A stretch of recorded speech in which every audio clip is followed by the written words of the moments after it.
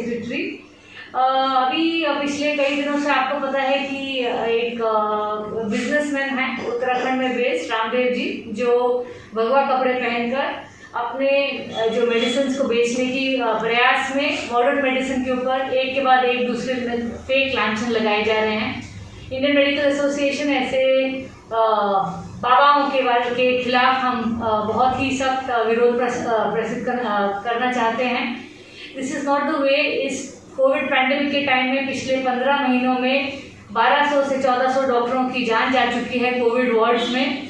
उस जंग में जहां पर और कोई अपने पेशेंट को हाथ भी नहीं लगाता, वहां पर doctors, nurses, health workers, ambulance workers patients को फर्स्ट डे से लेके लास्ट डे तक अपने हाथ से उनको ट्रीटमेंट देते हैं। ऐसी बुरी स्थिति में, इतनी कठिन स्थिति में इतने डॉक्टर्स पीपी किट्स पहनकर सिर से लेकर पैर तक 24 घंटे ड्यूटी करते हैं और उनकी जान भी जाती है। किसी को शौक नहीं होता है मरने का। जो लोग ऐसे मजाक उड़ा रहे हैं कि है 1000 डॉक्टर अपनी जान को बचा ना सके, वो बाकियों की क्या जान बचाएंगे, उनके खिलाफ तो सख्त एक्शन लिया जाना चाहिए। और हम रिक्वेस्ट करेंगे प्राइम मिनिस्टर मोदी से कि उन्होंने जब खुद डॉक्टरों पे और हेल्थ वर्कर्स पे फूल बरसाए हैं, हॉस्पिटल्स पे उनके लिए तालियां बजवाई हैं, दिए जलवाए हैं, तो ऐसे आदमी के खिलाफ एक्शन क्यों नहीं लिया जा रहा, उनको अरेस्ट क्यों नहीं किया जा रहा। वो खुद कह रहे हैं छाती ठोक कर कि किसी के बाप में हिम्मत नहीं है कि मुझे अरेस्ट कर सके।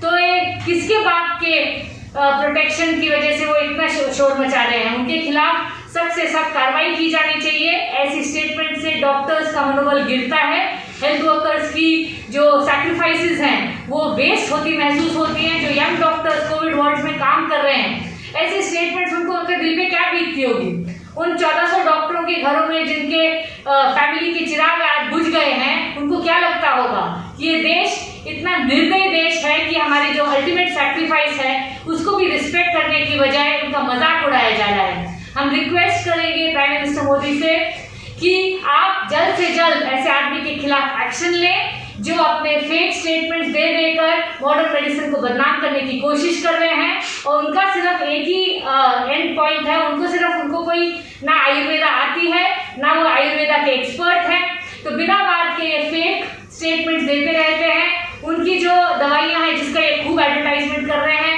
ना वो कोविड के लिए अप्रूव है। आईसीएमआर ने उनके क्लेम्स को रिजेक्ट कर दिया है, ड्रग काउंसिल ऑफ इंडिया ने रिजेक्ट कर दिया है। अब ये बिना बात के अपने दवाई बेचने के चक्कर में मॉडर्न मेडिसिन को खनन कर रहे हैं। हम रिक्वेस्ट करेंगे कि इनके खिलाफ सख्त से सख्त एक्शन लिया जाए। आज पूरे इंडिया में इंडियन मेडिकल एसोसिएशन के डॉक्टर्स ब्लैक बैंड पहनकर ओपीडी कर रहे हैं। हम लोग पेशेंट्स को डिस्टर्ब नहीं करना चाहते, लेकिन हम अपना विरोध प्रदर्शन कर रहे हैं। मैम, जिस प्रकार आप ब्लैक डे आज बना रहे हैं, जिस प्रकार डॉक्टर्स पे आरोप लगाए हैं, तो इसको आपका क्या कहना है? आरोप तो बेबुनियाद है, इनका कोई सिर पैर नहीं है ना। वो देखिए, बिना आयुर्वेदा की डिग्री की कोई आयुर्वेद बन नहीं सकता और ऑरेंज कपड़े पहनकर कोई बाबा नहीं बन सकता। तो ये तो इनका सिर्फ एक बिजनेसमैन है जो हजारों करोड़ की वेल्थ अक्यूमुलेट कर चुके हैं पिछले 7, 8, 10 साल में। तो ये इनके कोई बहुत स्ट्रॉन्ग कनेक्शन होंगे, किसकी बैकिंग है जिसकी वजह से इतने चौड़े होके घूम रहे हैं। क्योंकि एक आम आदमी का तो कोई हक नहीं होता कि किसी भी डॉक्टर के खिलाफ इस तरह बोल सके। तो ये पूरे मॉडर्न मेडिसिन को, जिसने more than 1 million doctors have died in this pandemic, और इन लोगों को कोई फर्क नहीं पड़ रहा है। मैम, जिस प्रकार हम बात करते हैं, जिस प्रकार इन्होंने आरोप लगाए हैं वैक्सीनेशन को लेकर भी, जो हम बात करते हैं, जिस इन्होंने कहा था कि जो वैक्सीनेशन आनी है, इन्होंने कहा था कि एलोपैथी में और इनकी जो आयुर्वेदिक दवाई में कोई डिफरेंट है। तो इन्होंने जो आरोप लगाए थे उसको लेकर आपका क्या कहना है? वैक्सीनेशन क्या आयुर्वेद में आई हुई है? अगर कोई नई चीज है तो बताइए, कि मुझे तो आइडिया नहीं। ठीक, इन्होंने जो आरोप लगाए थे, इनके बोलने से क्या होता है? ये तो सच झूठ मिला के घोट के पिला देते हैं। क्योंकि लोगों का ये जो नेचुरल अफेक्शन है आयुर्वेदा के प्रति, नेचुरोपैथी के प्रति, इंडियंस को हमारा जो ये लगता है कि हाँ भाई नेचुरल चीज खानी चाहिए, ये उसको मार्केट करते हैं, ये उसको अपना बनाने की कोशिश करते हैं। कैसे सडनली एक unknown brand make in India बोल के इतना मशहूर हो गया, यूनिलीवर को टक्कर दे रहा है।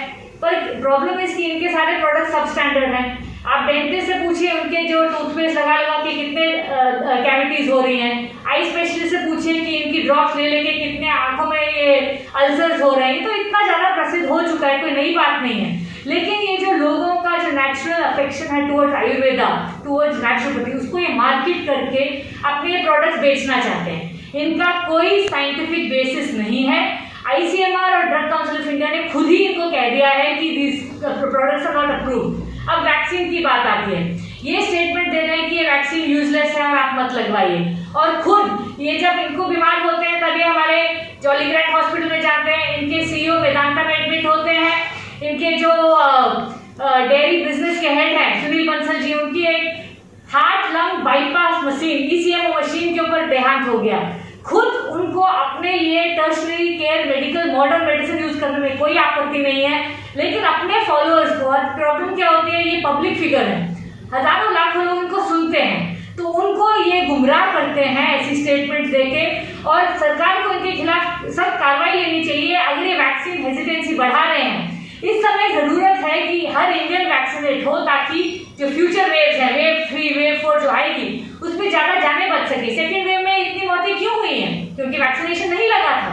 अब वैक्सीन अगर लगवाने नहीं देंगे, अब हम सुन रहे हैं कि कई गाँव में जा रहे हैं और वैक्सीन पे लोग पेशेंट भाग जा रहे हैं, वैक्सीन लगवाना नहीं चाह रहे। ऐसे बाबाओं की जो ये स्टेटमेंट आती हैं अनसाइंटिफिक होती हैं, और इनके खिलाफ तो सख्त से सख्त एक्शन लेना चाहिए।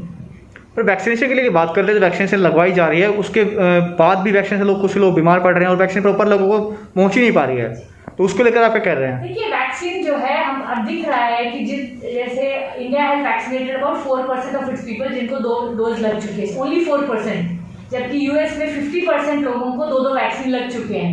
इंडिया, अगर आपको पता है कि इतना पॉपुलस देश है, तो आपको तो करोड़ों वैक्सीन पहले से ऑर्डर करके रखनी चाहिए थी, प्री ऑर्डर, जैसे बाकी देशों ने की। हम लोगों ने तो जनवरी में ऑर्डर प्लेस किया है, और अभी आपका आज ही सुप्रीम कोर्ट का वर्डिक्ट आया है कि सरकार स्टेट्स के लिए अलग रेट नहीं तय कर सकती, पूरे इंडिया में एक ही रेट होना चाहिए वैक्सीन का। लेकिन सरकार जो है वो तो अपने हाथ धो चुकी है, बोली आत्मनिर्भर बनो, सब अपने अपने वैक्सीन। बिल्कुल, प्राइवेट्स में रेट अलग है और सरकारी में रेट नहीं है, उसको लेकर क्या डिफाइन करना है अपना? नहीं, वो तो बिल्कुल ही बेबुनियादी है। हम सब भारतीय हैं, 135 करोड़ भारतीय हैं, सेंटर अपने लिए 150 रुपए में खरीद रही है, स्टेट्स को कह रही है 300 रुपए में खरीदो, हॉस्पिटल्स को कह रही है आप ग्लोबल टेंडर फ्लोट करके 700 रुपए में खरीदो, और ऊपर से आप 200 रुपए आप एक्स्ट्रा चार्ज कर सकते हैं। This is totally unwarranted. हम सब इंडियंस हैं, हम सबको एक ही रेट पे वैक्सीन मिलना चाहिए। सरकार को ये रेट तय करना चाहिए कि 150 रुपए में सभी लोग खरीदेंगे, चाहे वो सेंटर हो, चाहे स्टेट हो, चाहे प्राइवेट हो, और प्राइवेट अपना 200 रुपए उसमें जोड़ के 350 में वैक्सीन दे। सेंटर ऐसा क्यों नहीं कर रहा है? वो तो आपको इनको पूछना चाहिए। की लेटेस्ट खबरें जानने के लिए चैनल को सब्सक्राइब और बेल आइकन को प्रेस करना ना भूलें।